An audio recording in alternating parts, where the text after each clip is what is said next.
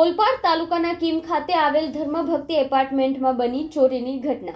Flat માલિક કામ અર્થે બહાર જતા 5 ફેબ્રુઆરીથી 8 ફેબ્રુઆરીની વચ્ચે ચોરોએ ચોરીને અંજામ આપી પલાયન થયા હતા। કીમ પોલીસે ગણતરીના દિવસોમાં આરોપીને ઝડપી પાડ્યો હતો। કીમ ખાતે આવેલ ધર્મભક્તિ એપાર્ટમેન્ટમાં બની ચોરીની ઘટના। ફ્લેટ માલિક કામ અર્થે બહાર ગામ જતા 5 ફેબ્રુઆરીથી 8 ફેબ્રુઆરીની વચ્ચે ચોરોએ ચોરીને અંજામ આપી પલાયન થયા હતા।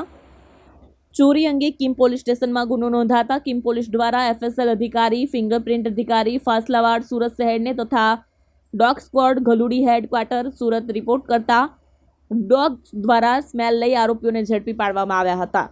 ડોગના મદદથી સેમ એપાર્ટમેન્ટના ફ્લેટ નંબર 303માંથી આરોપી અનુજકુમાર ઉપાધ્યાય અને સાથી અરવિંદકુમાર ઉપાધ્યાયને સપનાનગર કીમ 4 રસ્તા ખાતેથી પકડી પાડવામાં આવ્યા હતા। આરોપીઓ દ્વારા ગુનાની કબૂલાત કરી 5.73 લાખના મુદ્દામાલ સાથે ઝડપી લેવામાં આવ્યા હતા। ફરિયાદીના ઓળખમાં લાગતા આરોપીઓ દ્વારા લોકર અને ઘરની ડુપ્લિકેટ ચાવી બનાવી તાળું અને લોકર સેફલી ખોલી ચોરીની ઘટનાને અંજામ આપવામાં આવ્યું હતું।